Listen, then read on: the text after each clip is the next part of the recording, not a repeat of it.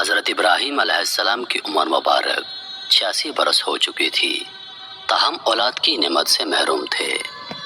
انہوں نے اللہ تعالیٰ کی بارگاہ میں کچھ اس طرح دعا کی: اے میرے رب، مجھے نیک اور صالح بیٹا عطا کر۔ یہ دعا اللہ کی بارگاہ میں قبول ہوئی اور آپ کی دوسری بیوی حضرت حاجرہ رضی اللہ تعالی عنہ کے بطن سے آپ کو حضرت اسماعیل علیہ السلام کی پیدائش کی خوشخبری سنا دی گئی۔ عبرانی زبان میں اسماعیل کا تلفظ شمائل ہے۔ شما کے معنی ہے سن اور ایل اللہ کے مترادف ہے۔ چونکہ اولاد کے لیے آپ علیہ السلام کی دعا سن لی گئی تھی، اس لیے آپ کا نام اسماعیل رکھا گیا۔ حضرت سارہ رضی اللہ تعالی عنہا حضرت ابراہیم علیہ السلام کی پہلی بیوی تھیں، اس لیے حضرت حاجرہ رضی اللہ تعالی عنہا کے بطن سے حضرت اسماعیل علیہ السلام کی پیدائش کی خبر ان پر شاک گزری۔ اس لیے انہوں نے حضرت ابراہیم علیہ السلام سے اصرار کیا کہ حضرت حاجرہ رضی اللہ تعالی عنہا اور ان کے بیٹے کو یہاں سے دور کر دو، یہ لوگ میری نگاہ کے سامنے نہ رہیں۔ حضرت ابراہیم علیہ السلام کو یہ بات بہت ناگوار گزری، مگر بارگاہ الہی سے جب حکم ہوا کہ حضرت حاجرہ اور اسماعیل کو عرب کے ریگستان میں چھوڑ دیا جائے، حضرت ابراہیم علیہ السلام، حضرت حاجرہ رضی اللہ تعالی عنہا اور حضرت اسماعیل علیہ السلام کو اسی جگہ لے آئے جہاں آج کعبہ ہے۔ اس زمانے میں یہ جگہ بالکل غیر آباد تھی۔ ایک تھیلی کھجور اور ایک مشکیزہ پانی کے ہمراہ آپ نے انہیں وہاں چھوڑ کر جب جانے لگے تو بی بی حاجرہ رضی اللہ تعالی عنہا نے انہیں روک کر پوچھا: ہمیں اس بیابان میں چھوڑ کر آپ کہاں چل دیے؟ حضرت ابراہیم علیہ السلام کی خاموشی پر حضرت بی بی حاجرہ رضی اللہ تعالی عنہا نے پوچھا: کیا یہ میرے رب کے حکم سے ہے؟ حضرت ابراہیم علیہ السلام نے ہاں میں جواب دیا۔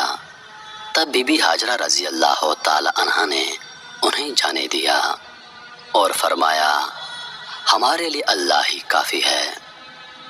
حضرت ابراہیم علیہ السلام جب چلتے چلتے ایسی جگہ پہنچے کہ دونوں ماں بیٹا نگاہوں سے اوجھل ہو گئے تو آپ نے اپنے دونوں ہاتھ بلند کیے اور اللہ کے حضور عرض کیا: اے میرے رب، میں نے بسائی ہے ایک اولاد ایسے میدان میں جہاں کھیتی نہیں، تیرے ادب گھر والے کے پاس۔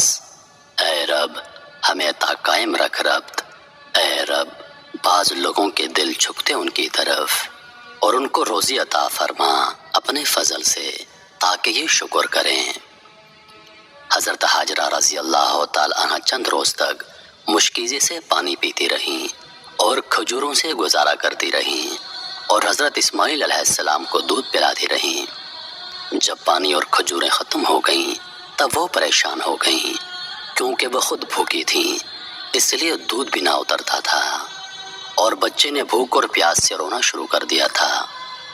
بچے کی بے چینی دیکھ کر حضرت حاجرہ رضی اللہ تعالی عنہ نے پانی کی تلاش شروع کر دی اور وہ صفا پہاڑی پر چڑھی کہ شاید کوئی اللہ کا بندہ نظر آ جائے یا کہیں سے پانی مل جائے، مگر کچھ نظر نہ آیا۔ پھر وہ واپس وادی میں آ گئیں اور پھر وہ دوسری پہاڑی مروہ پر چڑھی کہ کہیں پانی نظر آ جائے۔ اس طرح آپ نے 7 چکر لگائے۔ مامتا کا یہ جذبہ اللہ تعالیٰ کی بارگاہ میں اس قدر مقبول ہوا کہ بیت اللہ کی زیارت کے لیے آنے والے ہر فرد پر اللہ تعالیٰ نے اسے لازم قرار دے دیا کہ حضرت حاجرہ رضی اللہ تعالی عنہ کی سنت کی پیروی کرتے ہوئے صفا اور مروہ کے پہاڑوں کی سعی کرے۔ اس جستجو پر مشتمل عمل کی مقبولیت کا ایک اشارہ یہ بھی تھا کہ 7ویں چکر میں حضرت حاجرہ رضی اللہ تعالی عنہ جب بچے کے پاس واپس آئیں تو دیکھا کہ جس جگہ حضرت اسماعیل علیہ السلام روتے ہوئے ایڑیاں رگڑ رہے تھے وہاں سے پانی کا چشمہ جاری ہو گیا ہے، اور یہ چشمہ آج بھی موجود ہے اور ہم لوگ اسے آب زمزم کے نام سے جانتے ہیں۔ ہزاروں سال گزرنے کے باوجود چشمے کا پانی اسی طرح جاری ہے۔ اللہ تعالیٰ نے اس میں مخلوق کے لیے شفا رکھی ہے۔ حضرت حاجرہ رضی اللہ تعالی عنہ یہ معجزہ دیکھ کر بہت خوش ہوئیں اور اللہ تعالیٰ کا شکر ادا کیا۔ اس کے بعد آپ نے بچے کو پانی پلا اور خود بھی اس سے مستفید ہوئیں۔ اسی وقت اللہ تعالیٰ کی طرف سے ایک فرشتہ نازل ہوا اور ان کی طرف سے وعید سنائی، اے ہاجرہ، آپ خوفزدہ نہ ہوں اور نہ ہی غمگین ہوں، کیونکہ اللہ تعالیٰ آپ کو اور اس بچے کو ضائع نہیں ہونے دے گا، کیونکہ یہ اللہ کا گھر یعنی مقام بیت اللہ ہے، جسے اس بچے اور اس کے باپ نے تعمیر کرنا ہے۔ کچھ عرصے کے بعد بنو جرہ نامی ایک قبیلہ پانی کی فراوانی دیکھ کر حضرت ہاجرہ رضی اللہ تعالی عنہ کی اجازت سے یہاں آ کر آباد ہو گیا۔ حضرت اسماعیل علیہ السلام کا بچپن اسی قبیلے کے افراد کے درمیان گزرا۔ ابھی حضرت اسماعیل علیہ السلام بچے ہی تھے کہ حضرت ابراہیم علیہ السلام نے خواب میں دیکھا کہ حضرت ابراہیم علیہ السلام اپنے لخت جگر کو اللہ کی راہ میں قربان کر رہے ہیں۔ آپ علیہ السلام نے مسلسل 3 راتیں ایک ہی طرح کا خواب دیکھا، لہٰذا آپ کو یقین ہو گیا کہ یہ خواب یقیناً اللہ تعالیٰ کی طرف سے ہی ہے، اور آپ علیہ السلام نے اللہ تعالیٰ کے حکم کی تعمیل کا ارادہ فرمایا اور اپنا تمام خواب اپنے بیٹے کو سنایا، اور پھر حضرت اسماعیل علیہ السلام سے پوچھا، میرے بیٹے، میں تجھے اپنے خواب کے پیش نظر اللہ کی راہ میں قربان کرنا چاہتا ہوں، بتا تیری کیا رائے ہے؟ اس پر حضرت اسماعیل علیہ السلام نے انتہائی تحمل کے ساتھ فرمایا، بابا جان، آپ اللہ کے نبی اور ان کے برگزیدہ بندوں میں سے ہیں، آپ بے فکر ہو کر اللہ کے حکم کی تعمیل کریں، انشاءاللہ آپ مجھے انتہائی صبر والا پائیں گے۔ چنانچہ یہ دونوں اللہ کے بندے حکم خداوندی کے لیے گھر سے نکل کھڑے ہوئے۔ روایات میں آتا ہے کہ ابلیس نے انہیں ناکام بنانے کے لیے کئی طریقے اپنائے۔ سب سے پہلے وہ بی بی ہاجرہ رضی اللہ تعالی عنہ کے پاس پہنچا اور انہیں بتایا کہ حضرت ابراہیم علیہ السلام اپنے بیٹے کو اللہ کی راہ میں قربان کرنے چل پڑے ہیں۔ اس پر بی بی ہاجرہ رضی اللہ تعالی عنہ نے فرمایا، اسماعیل ہماری اکلوتی اولاد ہے، ابراہیم ایسا نہیں کر سکتے۔ پھر ابلیس نے کہا وہ اللہ کے حکم کے مطابق کر رہے ہیں۔ اس پر بی بی ہاجرہ نے فرمایا، اگر یہ میرے خالق کی رضا ہے تو میں اس پر راضی ہوں۔ جب یہاں ابلیس کے سارے وار ناکام ہو گئے تو اس نے حضرت ابراہیم علیہ السلام کو اکسانے کا ارادہ کیا اور ان کے دل میں باپ کی شفقت کو ابھارنے لگا اور کہا، اے ابراہیم، اسماعیل آپ کی اکلوتی اولاد ہے، آپ عمر رسیدہ ہیں اور انہی سے آپ کی نسل ہے، یہ آپ کیا کرنے جا رہے ہیں؟ اس پر حضرت ابراہیم علیہ السلام نے جواب دیا، مجھے میرا بیٹا اللہ نے دیا ہے اور یہ میرے پاس اللہ کی امانت ہے، میں اللہ کے حکم پر راضی ہوں، وہ جیسے چاہے حکم دے، ہم اس کے تابع اور فرما بردار ہیں۔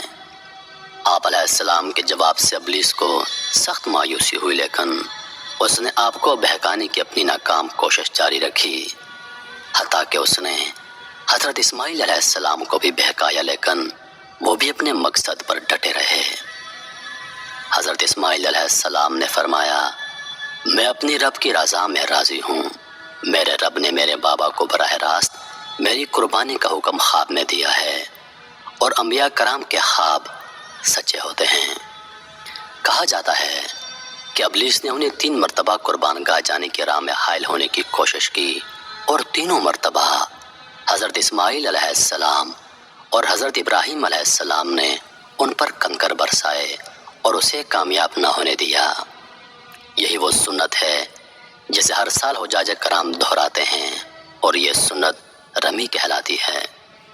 بالآخر دونوں باپ بیٹا وادی منع میں پہنچے، جہاں اسماعیل علیہ السلام کو ذبح کرنا تھا۔ تب کائنات نے وہ منظر دیکھا جو اس سے پہلے کبھی نہیں دیکھا تھا اور نہ شاید قیامت تک دیکھ پائے گا۔ زمین و آسمان ساکت ہیں، کائنات حیران ہے، فرشتے عرش سے زمین پر عجیب منظر دیکھ رہے ہیں۔ تبھی اسماعیل علیہ السلام کہتے ہیں، ابا جان، آپ میرے دونوں ہاتھ اور دونوں پاؤں باندھ دیجئے تاکہ چھری چلاتے وقت آپ کو کوئی دقت نہ ہو، اور ابا جان، آپ مجھے زمین پر منہ کے بل لٹائیے گا تاکہ میرا چہرہ زمین کی طرف ہو۔ اگر میرا چہرہ آپ کی طرف ہوا تو کہیں آپ کو مجھ پر ترس نہ آ جائے اور آپ مجھے ذبح نہ کر پائیں۔ ابا جان، اپنی آنکھوں پر پٹی باندھ لیجئے گا اور ذبح کرنے کے بعد میرا کرتا میری ماں کو دے دیجئے گا تاکہ انہیں صبر آ جائے۔ باپ نے سب باتوں پر عمل کیا، بیٹے کا ماتھا چوما، پاؤں باندھے اور بیٹے کو زمین پر منہ کے بل لٹا دیا اور چھری چلا دی، لیکن چھری نے حضرت اسماعیل علیہ السلام کو نہ کاٹا کیونکہ اللہ کو کچھ اور ہی منظور تھا۔ حضرت ابراہیم علیہ السلام چھری چلاتے ہیں مگر چھری نہیں چلتی، آپ اور زور لگاتے ہیں مگر چھری ہے کہ چلنے کا نام نہیں لیتی۔ آپ علیہ السلام چھری سے فرماتے ہیں، اے چھری تو کیوں نہیں چلتی؟ میرے ننھے اسماعیل کا گلا تو بہت نازک ہے، تو کیوں نہیں چلتی؟ عرش پر فرشتے خاموش، زمین پر ایک انسان کے اللہ سے محبت کا عجیب منظر دیکھ رہے ہیں۔ تب اللہ پاک عرش سے حضرت جبریل علیہ السلام سے فرماتے ہیں، اے جبریل جاؤ اور جنت سے مینڈا لے جاؤ، میرا خلیل پیچھے نہیں ہٹے گا، جاؤ اور اس کی قربانی کرو۔ تب حضرت جبریل علیہ السلام جنت سے مینڈا لے جاتے ہیں اور حضرت اسماعیل علیہ السلام کو چھری کے نیچے سے ہٹایا اور مینڈا رکھ دیا۔ اب چھری کو چلنے کی اجازت ملی اور چھری چل گئی۔ تب حضرت ابراہیم علیہ السلام کے ہاتھوں پر گرم خون لگا اور بے ساختہ آپ کی زبان سے نکلا، اللہ اکبر، یا اللہ تیرا شکر ہے۔